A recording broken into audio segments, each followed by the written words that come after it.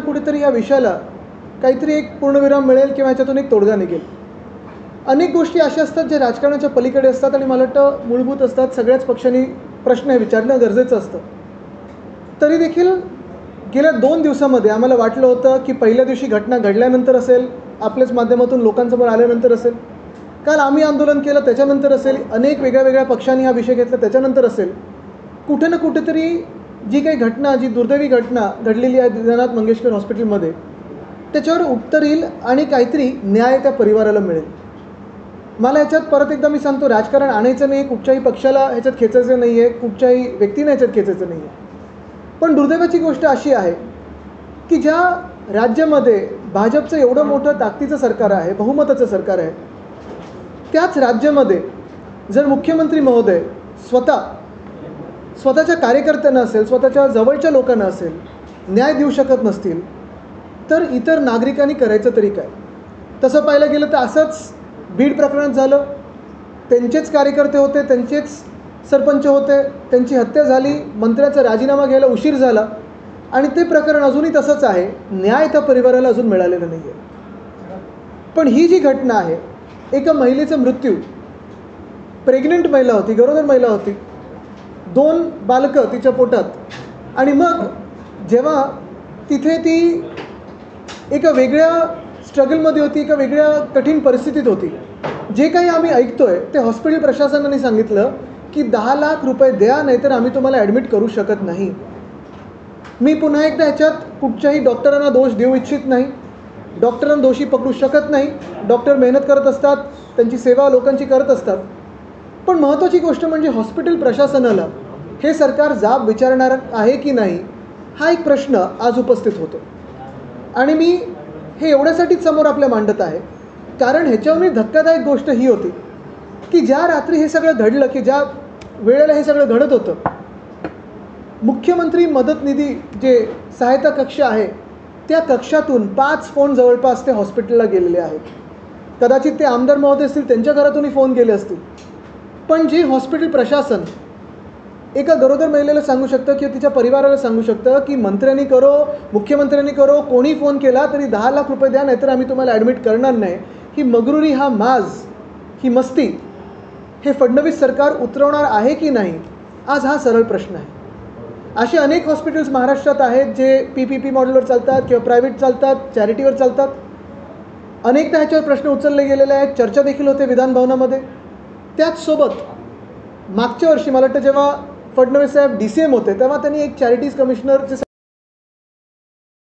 Report बनवला होता. त्या रिपोर्टचं पुढे काय झालं, तो रिपोर्ट पब्लिकमध्ये आला नाही आला, मला ह्याच्यात जायचं नाही. टॅक्स भरलाय नाही भरलाय, किती देणं लागतं सरकारला, मला त्याच्यात जायचं नाही आहे. पण जर ह्या हॉस्पिटल्सना आपण 1 रुपयाच्या किमतीने जमीन देत असू, अनेक सवलती देत असू, आणि हे सगळं होऊन देखील चला आत्ता ह्या मिनिटाला दुर्दैवाने ती व्यक्ती, त्या ज्या महिला आहेत त्या भाजपच्या आमदाराच्या मला वाटतं PAच्या पत्नी होत्या. तरी देखील जर सामान्य पुणेकर त्या हॉस्पिटलमध्ये गेला तर तो सुरक्षित आहे का? त्यांना सेवा मिळणार आहे का? आणि मला आठवतं की प्रशासनाने देखील याच्यावर थोडं लक्ष देणं गरजेचं आहे हॉस्पिटलच्या, आणि सरकारने देखील. कोविड काळ असताना उद्धव साहेबांनी एक निर्णय दिला होता की कोणी व्यक्ती अशी इमर्जन्सीमध्ये कुठच्याही हॉस्पिटलमध्ये आली तर नाकारू शकत नाही तुम्ही, त्यांना ट्रायज एरियामध्ये नेणं त्यांचं कर्तव्य आहे त्या हॉस्पिटलचं, आणि मग ते पेशंट स्टेबल झाल्यानंतरच तुम्ही पुढचं काही विचारू शकता किंवा दुसऱ्या हॉस्पिटलमध्ये ट्रान्सफर करू शकता. पण आज पुन्हा एकदा प्रश्न हाच उपस्थित होतो की जर भाजपचे स्वतःचे कार्यकर्ते असतील किंवा त्यांच्या पक्षात त्यांना पक्ष मानणारे लोक असतील, हे ह्या राज्यात ज्यांना न्याय मिळत नसेल तर इतरांनी करायचं तरी काय, हा एक मोठा प्रश्न उपस्थित होतो. दुसरं म्हणजे प्रत्येक हॉस्पिटलला त्यांचा डॅशबोर्ड बेड्सचा हा सरकारला खुला करून द्यायचा असतो. ह्या दीनानाथ मंगेशकर हॉस्पिटलचा डॅशबोर्ड खुला आहे का?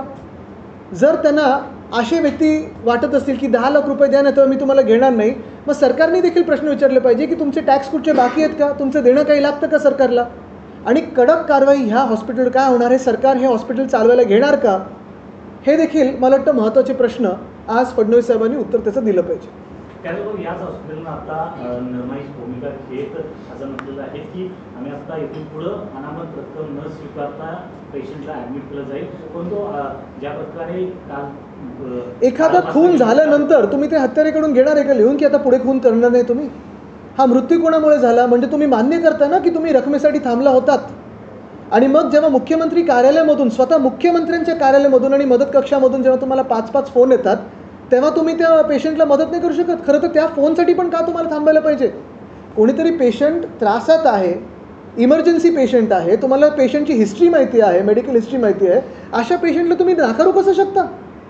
आणि मग परत एकदा हा प्रश्न येतो ना की जर असे म्हणजे चला मी या महिलेला VIP पेशंट पण नाही म्हणत, पण असे कोण VIP फोन कॉल येत असतील आणि तरी देखील तुम्ही तुमची मस्ती दाखवणार असाल तर मग हे हॉस्पिटल सरकारने त्या ट्रस्टकडून घेऊन स्वतःकडे का नाही घ्यावं चालवायला? महापालिकेला का नाही द्यावं चालवायला? महापालिकेकडे अनेक पेशंट येतात असे जे इमर्जन्सीमध्ये असतात आणि महापालिकेचं कर्तव्य असतं किंवा राज्य सरकारचं कर्तव्य असतं आणि ते पालन करतात. मग ह्या हॉस्पिटलला का आता हे सुचलं नाही? हॉस्पिटलला चौकशी समिती नेमली होती त्याच्यामध्ये म्हटलंय की अगोदर रेग्युलर चेकअप होतं, त्या रेग्युलर चेकअपला देखील ह्या महिला येत नव्हत्या. बघा जे काही असेल काही त्याचं कारणं देत असतील, रेग्युलर चेकअपला येत नसतील, पेशंट हिस्ट्री माहिती असेल, पण जेव्हा एखादी व्यक्ती तुमच्याकडे इमर्जन्सीच्या सिच्युएशनमध्ये येतं तुमचं जीव वाचवणं कर्तव्य नाही आहे प्रशासनाचं. आणि म्हणूनच मी सांगतो ना की ही समिती नेमली कोणी होती? हॉस्पिटलनी. दोषी कोण आहे? हॉस्पिटल आहे.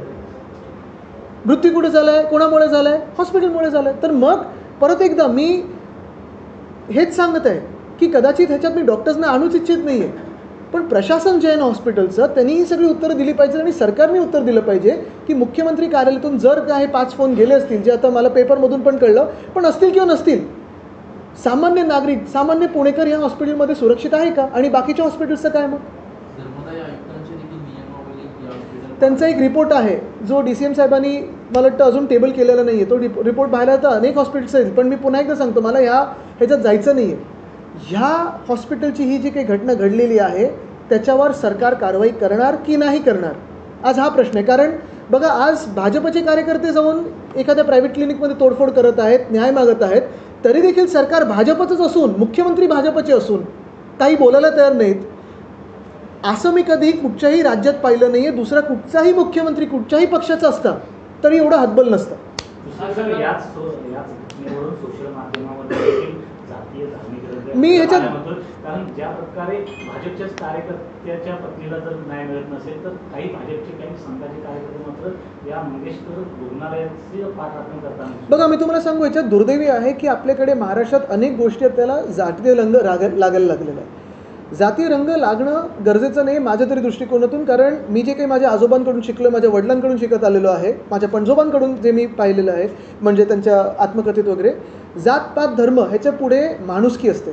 आणि माणुसकीची जात किंवा माणुसकीचा धर्म जर पाहिला तर एकमेकांना पहिलं पाठबळ देणं आहे. आणि अशा परिस्थितीत मला वाटतं जे कोणी दोषी असतील त्यांचं जात धर्म काही न पाहता त्यांच्यावर कारवाई त्या प्रशासनावर झाली पाहिजे.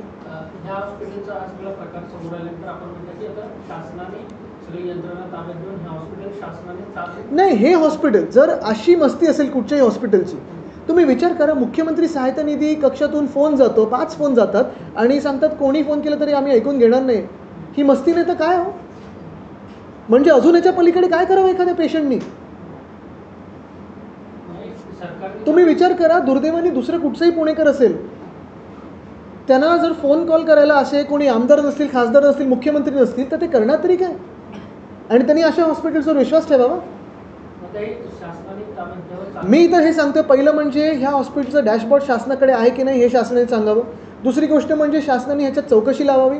तिसरी गोष्ट म्हणजे हे प्रशासन एवढं मगरूर काय, मस्ती काय आहे या प्रशासनाला हॉस्पिटलच्या ते देखील कळणं गरजेचं आहे. चौथी गोष्ट म्हणजे ह्याच्यात जे काही दोष असतील हॉस्पिटलचे ते हॉस्पिटलचे दोष सुधारायला सरकार पुढे येईल का किंवा ह्या हॉस्पिटलला सरकार स्वतःकडे घेणार का चालवायला हे पण कळलं पाहिजे. आणि जे हॉस्पिटल 10 लाख भरा नाहीतर आम्ही तुम्हाला ॲडमिट करणार नाही अशा हॉस्पिटलचं काही देणं आहे का महानगरपालिकेला, इन्कम टॅक्सला, अजून कोणाला कोणाला? जिस प्रकार से पुणे के हॉस्पिटल में प्राइवेट महिला जाती है गर्भवती महिला उसको एडमिट नहीं जाती, यहाँ से ये कहा जाता है कि 10 लाख वाली भरी उसके बाद आप बिल्कुल हालांकि उस महिला की हत्या पूरी घटना को आप किस तरह? मैं 2 दिन से इस घटना पे कुछ कह नहीं रहा था क्योंकि मुझे इस पर बात करना भी ठीक नहीं लग रहा था। कभी कभी ऐसे होता है कि हम जब बात करते हैं तो उसको एक राजनीति की तौर पे देखा जाता है, लेकिन कल हमने शिवसेना उद्धव बाळासाहेब ठाकरे पक्ष ने आंदोलन किया क्योंकि सरकार तो पूरी चुप है इस पर। आज मैं देख रहा हूँ कि स्वयं भाजपा के कार्यकर्ता, महिला कार्यकर्ता जाके एक डॉक्टर के प्राइवेट क्लिनिक में जाके तोड़फोड़ करके आए। इसका यही हम अनुमान लगा सकते हैं कि आज हमारे राज्य में भाजपा के ही कार्यकर्ता असुरक्षित महसूस करते हैं, भाजपा के ही कार्यकर्ताओं को न्याय नहीं मिल रहा है। और मैं शायद बहुत कम ही ऐसे राज्य हों जहां कोई मुख्यमंत्री ऐसे हाथ बांध के चुप बैठे हो। मैं तो यही अपेक्षित कर रहा था कि मैं इसमें ये एंगल लाना नहीं चाहता, लेकिन सत्य परिस्थिति जो है, फैक्ट शीट जो आपके सामने आनी चाहिए। जिस महिला का मृत्यु हुआ है बहुत ही दुर्दैवी बात है, लेकिन वो महिला एक भाजपा के विधायक के पीए की पत्नी थी। एक मिनट के लिए ये भी कनेक्शन बाजू में निकाला जाए, लेकिन वो महिला वहाँ मांग करी थी तो सिर्फ मेडिकल उपचार की, कोई हेल्प करे, कोई मदद करे, यही तो उसका कहना था। अच्छा, वो अभी हॉस्पिटल कह रहा है, अस्पताल कह रहा है कि हमें उसकी पेशेंट हिस्ट्री पता थी, चेकअप के लिए नहीं आता था। तो सब सारी जान पहचान होते हुए भी, ये सारे फैक्ट्स पता होते हुए भी क्यों हॉस्पिटल ने इमरजेंसी ट्रीटमेंट नहीं दी? मुझे याद है कोविड के समय उद्धव साहब ने एक रूल बनाया था कि जो भी इमरजेंसी सिचुएशन में आए तो कोई भी हॉस्पिटल नाकार नहीं सकता है, उन्हें ट्रायल एरिया में ला के स्टेबल करना ज़रूरी है। आज क्या हुआ है? तो बहुत ही ख़राब घटना ये हुई कि उस महिला की मृत्यु हो गई, एक ने पत्नी खो गई, 2 बच्चों ने अपनी माँ खो दी है। लेकिन सबसे बड़ी बात यह है कि उस हॉस्पिटल ने मानवता खो दी। और यही बात मैं कहना चाहता हूँ कि अगर ये हॉस्पिटल पूछ रहा है कि ट्रीटमेंट देने से पहले 10 लाख रुपए दीजिए, तो क्या इनके टैक्स कोई बाकी नहीं है? कोई इनके PMC, पूना म्यूनसिपल कॉर्पोरेशन हो या IT हो, कोई बाकी नहीं है? और फिर क्या ऐसे हॉस्पिटल पे, प्रशासन पे कार्रवाई क्यों ना हो? इसमें मैं डॉक्टर्स को खींचना नहीं चाहता, क्योंकि डॉक्टर्स तो दिन रात अपनी सेवा लोगों की करते रहते हैं। लेकिन जब ऐसी बात बनती है तो ये कर्तव्य होता है पूरे हॉस्पिटल प्रशासन का कि ऐसे मरीजों को सेवा दी जाए, तुरंत दी जाए और जान बचाए, फिर बाद में सब चीज़ हो सकती है। वो कहना था ना, जान है तो जहान है, वही तो बात है। आप क्या मांग कर रहे हैं? मैं तो मांग कर रहा हूँ यही कि पहली बात सरकार इस पर इंक्वायरी करे, फडणवीस साहब खुद इस पर बात करें। क्योंकि अगर आप भीड़ की बात देखो, भाजपा के सरपंच की हत्या हुई, भाजपा को आंदोलन करना पड़ा, हम सब ने आंदोलन किया, लेकिन सरकार चुप बैठी थी। वैसे ही आज इस महिला का मृत्यु हुआ है। क्या यही हॉस्पिटल जो कहता है कि 10 लाख रुपए भरो नहीं तो आपको एडमिट नहीं करेंगे, कोई ना कोई तो दोषी होगा, कोई प्रशासन से दोषी होगा? क्या इन पे कार्रवाई होगी? क्या ये हॉस्पिटल सरकार लेके खुद चलाएगी या म्यूनसिपल कॉर्पोरेशन को देगी? दूसरी बात यही है, अगर आप देखें तो क्या डैशबोर्ड उनका ठीक था, चल रहा था? क्या डैशबोर्ड ओपन टू CMO था? चीफ मिनिस्टर ऑफिस ने जब पूछा, 5 फ़ोन लगभग गए चीफ मिनिस्टर ऑफिस से या उनके मदद कक्ष से। क्या डैशबोर्ड चल रहा था? क्या डैशबोर्ड का ट्रांसपेरेंसी थी? और यही बात मैं कहना चाहता हूँ, हमारे राज्य में एक मुख्यमंत्री है, 2 उप मुख्यमंत्री है, हर एक का अपना अपना मेडिकल हेल्प कक्षा खोला हुआ है, तो भी ऐसी घटना घटती है। तो फिर क्या मतलब है सारे मेडिकल हेल्प सेंटर्स खोल के? एक जो वहाँ के ही मंत्री है, उप मुख्यमंत्री है, वो बीड़ के भी पालक मंत्री है, लेकिन खुद के जिले में तो देखें, जो DCM है जो कहते हैं कि हमने बहुत सारे मरीजों की मदद की है, क्या हो रहा है? और जो CM है उन्हीं के पार्टी के किसी की मृत्यु हो रही है और वो खुद चुप बैठे हैं। ऐसे मुझे नहीं लगता कोई भी दूसरा CM ऐसे रिएक्ट करता, काफ़ी स्ट्रॉन्ग रिएक्शन आती। मैं इसमें राजनीति ना लाते हुए यही मांग करूँगा कि इंक्वायरी हो और हॉस्पिटल पे एक्शन हो। आदित्य, जिस प्रकार से महाराष्ट्र में आए दिन कई प्रकार की घटना घट रही है, क्या आपको लगता है सरकार जो है लापरवाह है कोई भी मामले? मुझे बताइए, आपने सरकार के लगभग अभी 110 दिन देखे हैं, पहले 100 दिनों में क्या देखा आपने? भीड़ की घटना हुई, फिर परभणी में कुछ हुआ, किसानों की आत्महत्या बढ़ती जा रही है, उनका जो नंबर है वो तो हर दिन बढ़ते जा रहा है, महिलाओं पे अत्याचार, फिर वो पुणे की घटना हो या कहीं और की हो, वो तो बढ़ते जा रही है। एक कैबिनेट मंत्री को इस्तीफा देना पड़ा, दूसरे कैबिनेट मंत्री का कन्विक्शन हुआ, इस्तीफा लेना चाहिए था लेकिन नहीं लिया, बचाया गया। तो ऐसी सारी चीज़ों में मुझे एक नागपुर की तो घटना है ही बिल्कुल, फिर औरंगजेब की है, खुद ने निकाली, खुद ने कब्र अभी भर दी है। ऐसे मामले में मुझे कहिए सरकार बनाने का क्या मतलब है? अगर आपके 135 MLAs हो, विधायक हो, और आप एक अच्छा डिसीजन नहीं ले पाते हो, तो क्या मतलब है CM बन के? मराठी भाषा एक मिनिट येऊन येतो. हां, एक प्रश्न असा होता की बीडचा काल गृहराज्यमंत्री योगेश कदम बीडमध्ये होते. आता केज पोलीस ठाण्यामध्ये गुन्हा नोंद झालेला आहे की गृहराज्यमंत्र्यांचाच मोबाईल चोरीला गेला. आता याच्या पुढे काय बोलायचं? त्याच्याबद्दल एक आज जिस प्रकार से बात करते मराठी भाषा विवाद को लेकर हमने देखा मन से काफी आक्रामक है. आपकी पार्टी के अभी शांत हो गए. हाँ वही आज चाहे पत्र लिखे बैक कहीं ना कहीं पिछड़े क्या ये पूरी राजनीति थी उनके पत्र को आप किस तरह देख रहे हैं? शायद बिहार के चुनाव जल्दी आ रहे हैं और भाजपा के ही वो दोस्त है, लेकिन मैं कभी मनसे पे बात नहीं करता. मेरी भूमिका स्पष्ट है, जो हमारी पार्टी की भूमिका रही है पहले से. पहली बात तो ये है कि बहुत सारे राज्य में अनेक अलग अलग राज्यों के लोग काम करने जाते हैं और अलग अपनी अपनी भाषा बोलते हैं. फिर कोई स्थानिक भाषा बोलता है, कोई हिंदी बोलता है, कोई इंग्लिश बोलता है. ये सारी भाषा जो है ये हर दिन के व्यवहार की भाषा होती है.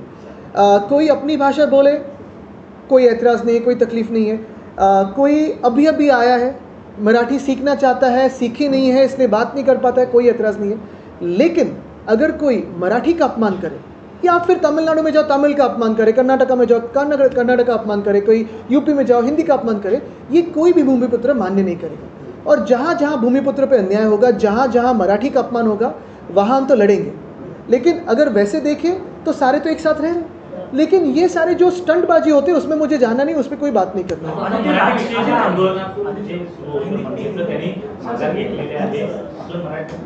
आमचं तर स्पष्ट मत आहे आणि आमची आंदोलन तुम्ही पाहिली असाल गेल्या 5-6 महिन्यामध्येच नाही तर गेल्या 50 वर्षामध्ये मराठीबद्दल असेल किंवा भूमिपुत्राबद्दल आंदोलन असतील, जिथे जिथे मराठीवर अन्याय होतोय, मराठी भाषेचा अपमान होतोय किंवा भूमिपुत्रांवर अन्याय होतोय, तिथे आम्ही आंदोलन करायला कुठेही मागे हटणार नाही.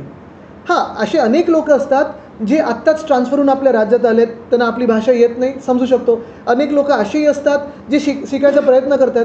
अनेक लोक असेही असतात जे बोलण्याचा प्रयत्न करतात पण बोलतो अरे बाबा तू भाषा न बोललेलं बरं आहेस, कारण लिंग बदलतात, सगळं काही बदलून टाकतात. तर नाही, आनंदजींचं चांगलं आहे मराठी.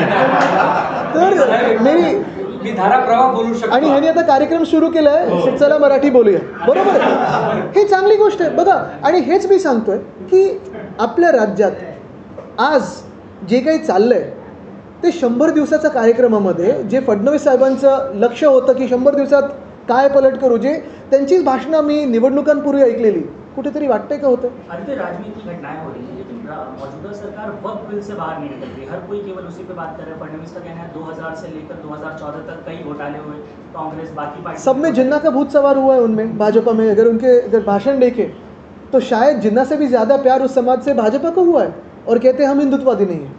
तो पहले आप उस बिल में हिंदुओं के लिए क्या है ये तो बताइए. अभी आज शायद आ रहा है क्रिश्चियनों की ज़मीनें वो छीनना चाहते हैं, कल बौद्ध धर्म की छीनना चाहेंगे.